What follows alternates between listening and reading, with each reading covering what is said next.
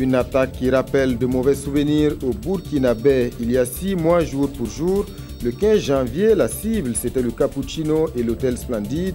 Devoir de mémoire aujourd'hui, ceux qui travaillaient sur les lieux se sont retrouvés pour rendre hommage aux victimes. Reportage à suivre. La reconnaissance de la carte consulaire du Burkina qui pose problème en Côte d'Ivoire en cause des insuffisances sur son caractère biométrique. Le ministre Alpha Bari a rencontré les autorités ivoiriennes et l'opérateur pour régler la question. Explication dans ce journal. Sur le chantier de construction de l'échangeur du nord de Ouagadougou, les travaux avancent normalement. 7 mois après le lancement du projet, le taux de réalisation est estimé à 13%. Léger ralentissement tout de même avec l'installation de la saison des pluies, mais pas de quoi s'inquiéter selon l'entreprise. Les délais seront tenus.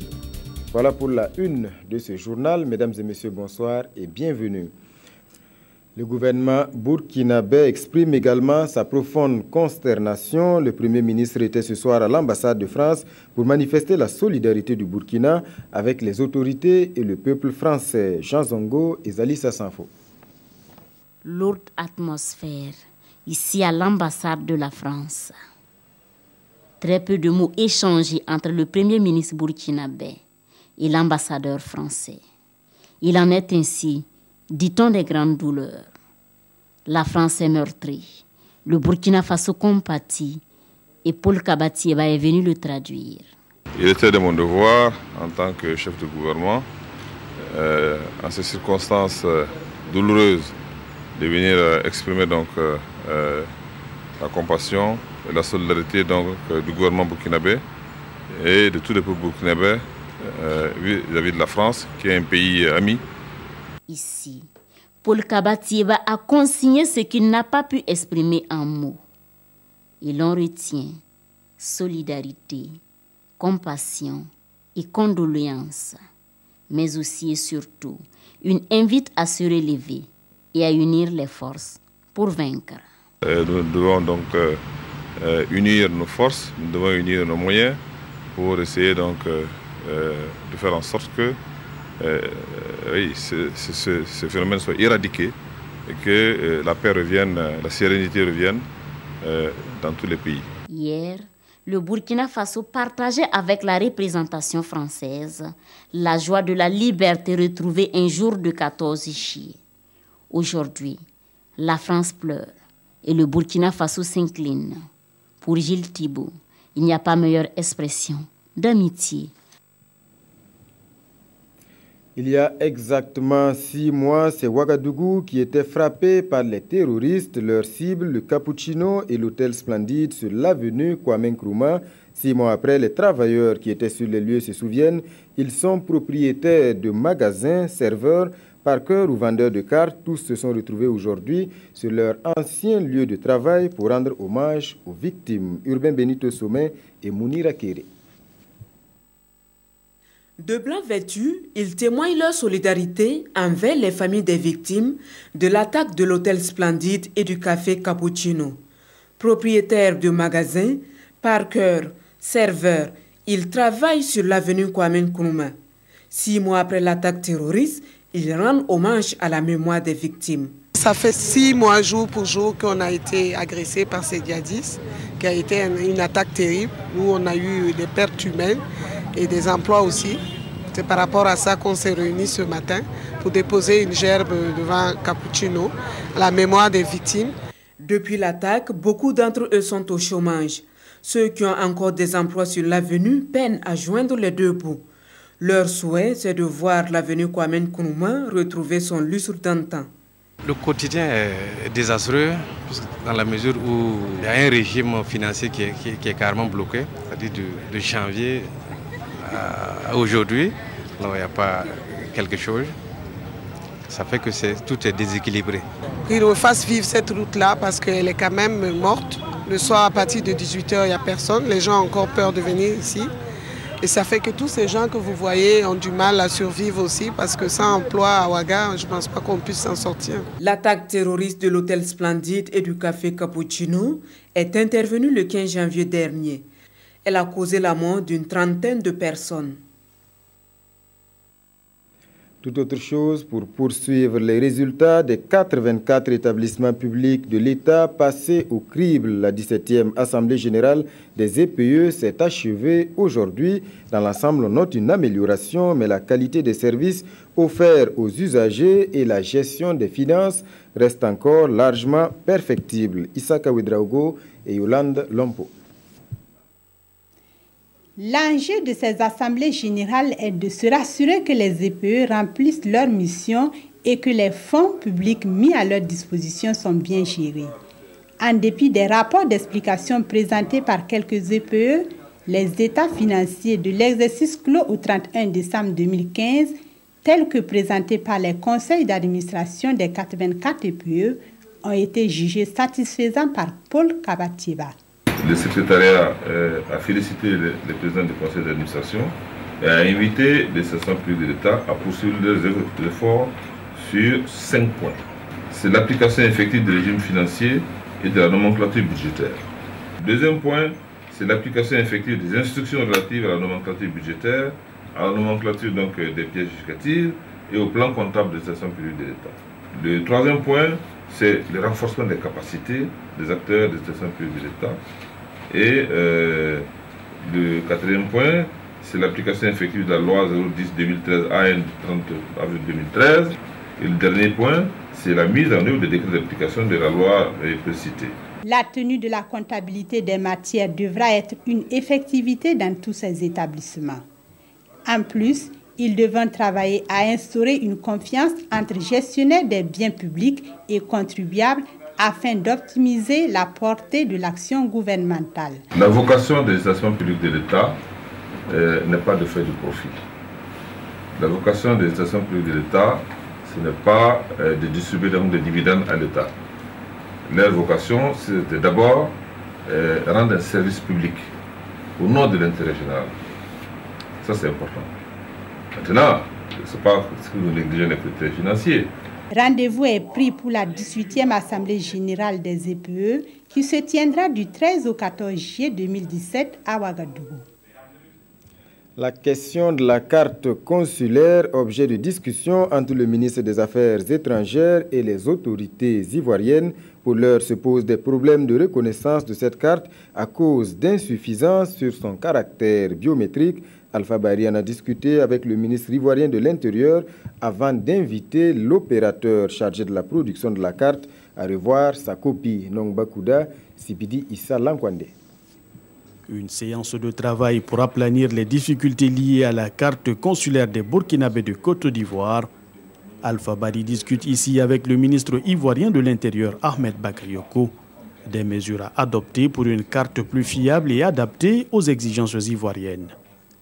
Les défis sécuritaires imposent de nouvelles normes.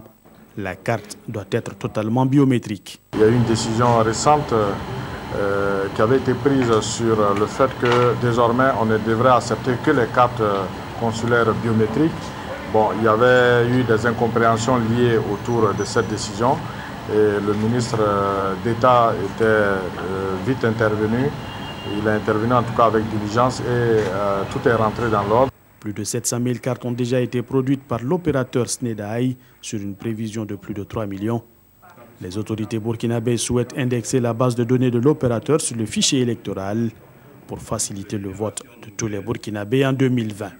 Parmi ces points, il y a eu quelques cartes défectueuses et il y avait donc une nécessité de proximité.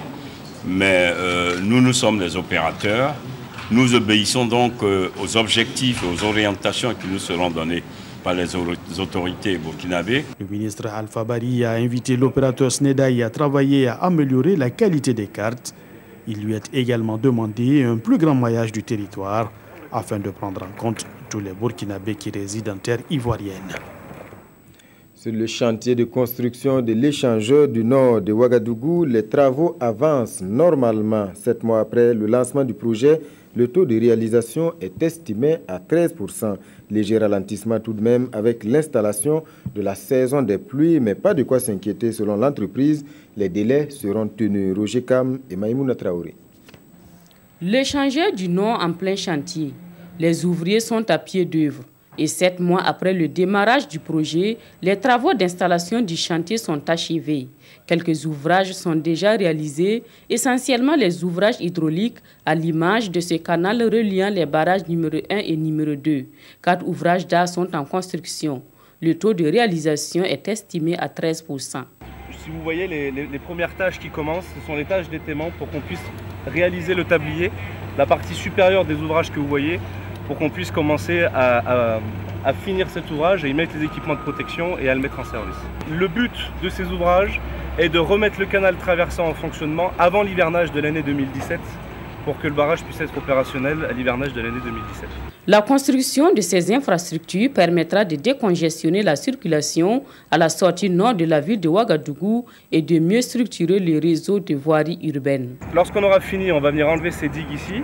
L'eau va monter, se déverser au-dessus du seuil que vous voyez ici pour venir traverser tous l'échangeur et ressortir dans le barrage numéro 2. Donc sur un seul et même ouvrage, vous avez 2 voies à 2 niveaux différents puisqu'elles vont desservir 2 axes différents. Les aménagements de l'échangeur du Nord comprennent un carrefour central à 4 nœuds, un carrefour à l'intersection avec la route nationale numéro 22, 2 passages supérieurs sur la voie ferrée Ouaga-Kaya et 22 km de voirie sur une superficie totale de 58 hectares. Pour une justice plus performante au Burkina Faso, la réforme est en marche. L'avant-projet de loi est déjà élaboré. L'heure est à sa validation par l'ensemble des acteurs. Explication Issa Kafando, Abdul Rasmane Zongo. L'organisation judiciaire, c'est la réflexion centrale de cette rencontre entre consultants et sommités de la grande famille de la justice. Ils jetteront un regard critique avant de valider un avant-projet de loi portant sur les réformes de la justice. L'organisation judiciaire que nous sommes en train de revoir aujourd'hui est comme la charpente de l'appareil judiciaire pour mettre en cohérence l'ensemble des textes pour que l'appareil judiciaire retrouve toute sa performance et s'adapte aussi aux réalités nouvelles de notre pays. La validation du document contribuera à expurger l'appareil judiciaire de certaines insuffisances en vue d'une justice plus accessible, transparente et efficace. À peine installé, le conseil municipal de Fadangourma vole en éclats. 51 conseillers issus des partis de l'opposition, mais aussi de la majorité, viennent de claquer la porte. Ils dénoncent l'attitude du MPP qui aurait fait main basse sur tous les postes du bureau communal. Les démissionnaires appellent le gouvernement à dissoudre purement et simplement le conseil municipal. Nestor Youkbaré et Mamadou Ba. Ils sont au total 51 élus locaux, dont 45 de l'opposition et 6 de la mouvance présidentielle, qui ont décidé de démissionner du conseil municipal de Fadangourma. La décision, selon les conférenciers, a été prise au lendemain de la mise en place du bureau communal avec 49 voix pour la majorité présidentielle contre 47 pour l'opposition. Malgré la bonne volonté de l'opposition politique à accompagner l'exécutif de la commune pour un développement harmonial, nos adversaires ont surtout gardé leur ligne, qui est de concentrer les pouvoirs à leur sein, qui est aussi de prendre tous les postes de maire, d'adjoint au maire et de commission à leur sein. Les démissionnaires disent avoir choisi la voie de la légalité pour poser leur acte.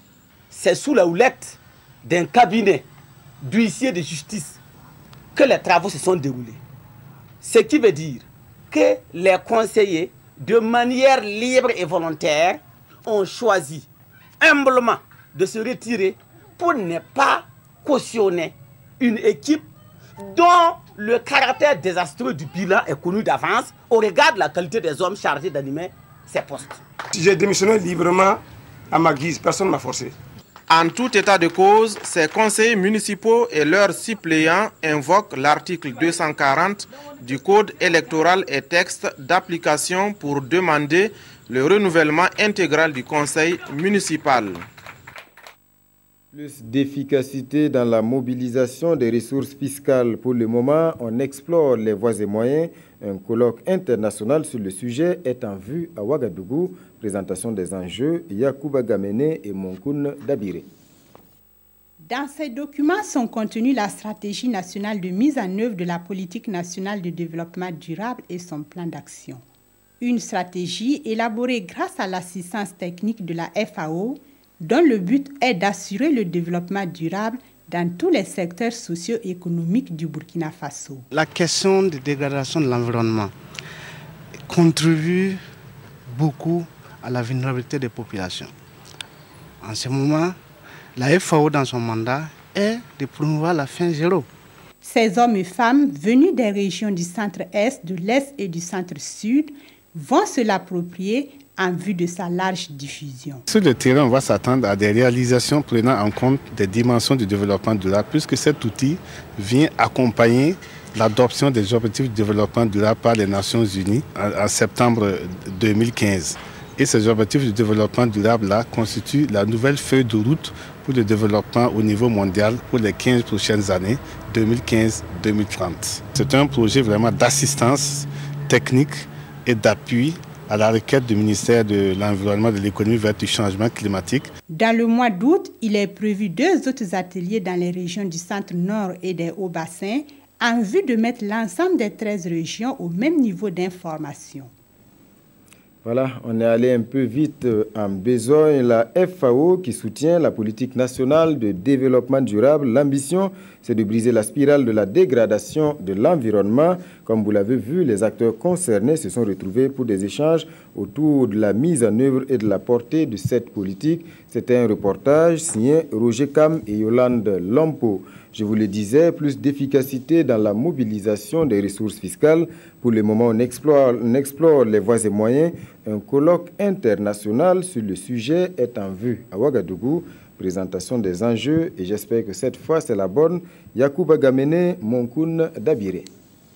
Avec un taux de 15%, la performance du système fiscal burkinabé est relativement faible par rapport à la norme sous-régionale qui est de 20%. Selon les spécialistes. Le pays doit cependant faire face aux attentes économiques et sociales des populations en perpétuelle croissance. Le contexte requiert une réorientation des débats sur la problématique de mobilisation des ressources financières, d'où la tenue d'un colloque pour réfléchir sur la question. Sans prétendre à l'exhaustivité, les travaux concerneront les principales branches de la fiscalité qui sont l'étendue de l'assiette fiscale, les relations entre le fisc et le contribuable, l'efficacité de notre système fiscal, la lutte contre la délinquance fiscale ainsi que la politique de gestion du portefeuille fiscal. Pour les organisateurs, la rencontre de Ouagadougou permettra de définir les axes essentiels de la politique fiscale et douanière, mais surtout attirer l'attention des dirigeants et les contribuables sur la nécessité d'approfondir les mesures urgentes afin d'accroître les niveaux des recettes fiscales. Le colloque réunira des praticiens et des chercheurs venus du Bénin, du Burkina Faso, de la Côte d'Ivoire, du Sénégal et du Togo. Les résultats de ces travaux seront remis au président du Faso. L'optimisation de la mobilisation des ressources fiscales. C'est sous ce thème que se tiendra ce colloque international qui aura lieu du 21 au 23 juillet prochain à la salle des banquets de Ouaga 2000. Sur les traces des actions de l'ONG Save Children dans le centre-nord, le taux de prévalence de la malnutrition dans cette région dépasse 11%. L'ONG intervient dans la prise en charge de ces enfants, mais pas seulement. Elle soutient également les ménages vulnérables. C'est le cas notamment dans le village de Zinko. Césaire Carrefour, Olopoda.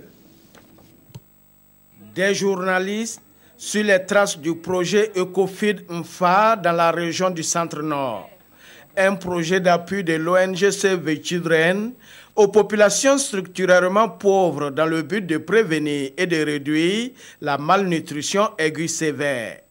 À Zinko, dans la commune rurale de Mané, ces jours de suivi de la croissance des enfants malnutris. La prise en charge de ces enfants se fait avec la base d'un aliment. Et c'est cet aliment qui est en même temps leur médicament. Avant que Save ne s'y mette, il y avait très souvent des ruptures. Et avec leur présence, quand souvent les ruptures veulent se faire sentir, eux, ils nous aident dans l'approvisionnement. Save Children travaille ici dans la prise en charge des enfants malnutris. D'autres actions au profit des ménages se résument à la distribution du lafisome com ou la farine enrichie et du cash. Plus de 1500 ménages ont reçu chacun la somme de 25 000 francs CFA par mois durant 4 mois en période de soudure. Et 500 d'entre eux ont vu leurs revenus améliorés à travers l'élevage avicole.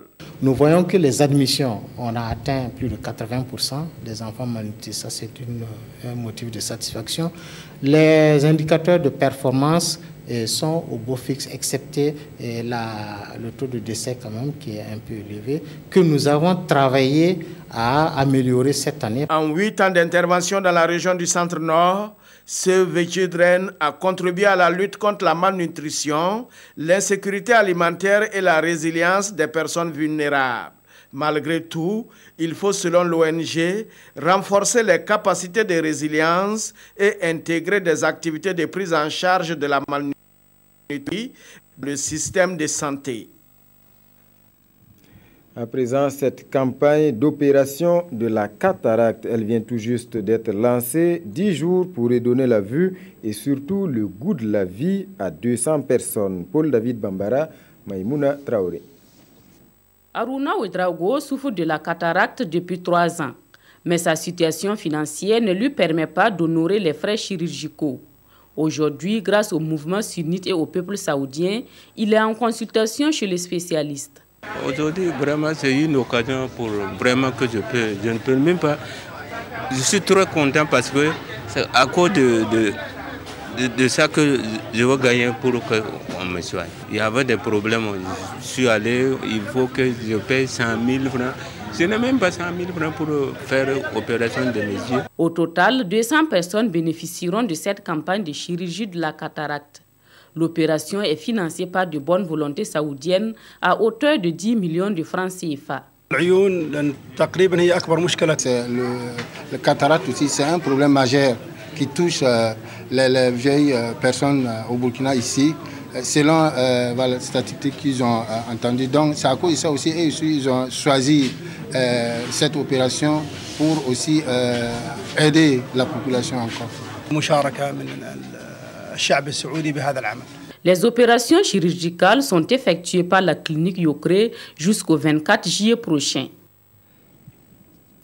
Autre cause de cécité, l'onchocercose, et si la lutte contre cette maladie invalidante lancée il y a plus de 40 ans est un succès, c'est grâce à l'engagement d'hommes et de femmes déterminés. Au moment où le programme Onco referme ses portes au Burkina, leur mérite a été reconnu hier au cours d'une soirée gala.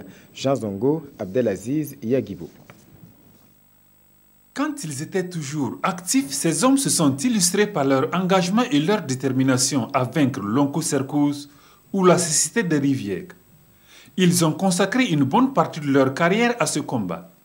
Des efforts aujourd'hui reconnus et salués par l'OMS, l'Organisation mondiale de la santé qui dédie cette soirée à la victoire sur la maladie après une quinzaine d'années de lutte. Quand nous tournions dans les villages, nous arrivions dans certains villages, mais c'était la vraie désolation. On ne trouvait dans le village que les vieilles personnes, parce que les jeunes avaient fui le village. Vu ce que nous avons fait, si je suis encore en vie aujourd'hui pour pouvoir recevoir ce mérite-là, c'est grâce à Dieu. Durant pratiquement près de 30 ans que j'ai travaillé dans le domaine de l'onchocercose-là, et ma femme est restée seule à la maison, s'occuper des enfants, vraiment, je lui suis extrêmement reconnaissant. Donc, je lui dédie cette distinction-là, ainsi qu'à mes enfants. Narcisse Yamego fait partie d'une centaine de personnes de différents pays d'Afrique qui ont donné de leur temps pour l'atteinte des résultats qui sont célébrés ce soir. J'étais avec la APO pour plus que 17 années. Et je n'ai pas pensé que ça va venir. J'étais agréablement surprise quand j'ai eu ça ce soir. Et comme pour refermer les portes du programme africain de lutte contre l'onchocercose en apothéose, les acteurs concernés ont rythmé la soirée de pas de danse. Question d'exprimer leur fierté quant au succès réalisé.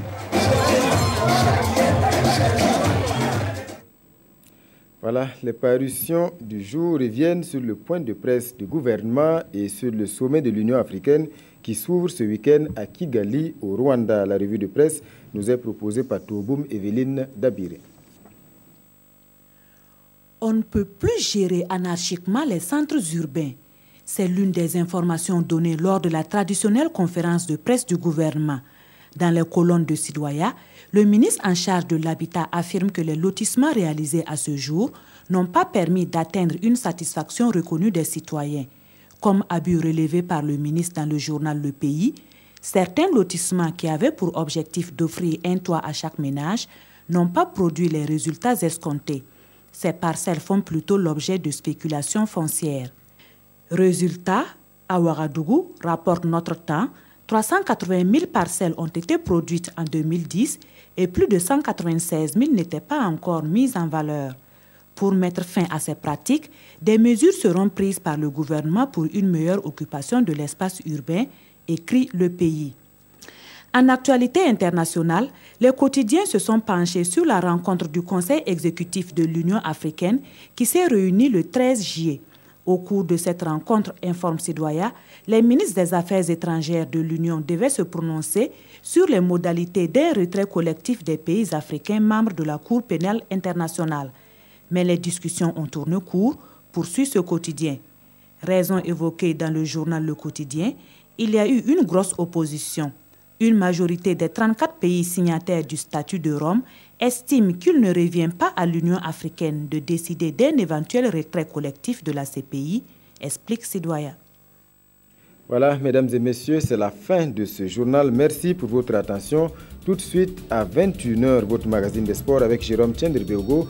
Passez un bon début de week-end en compagnie des programmes de la télévision du Burkina.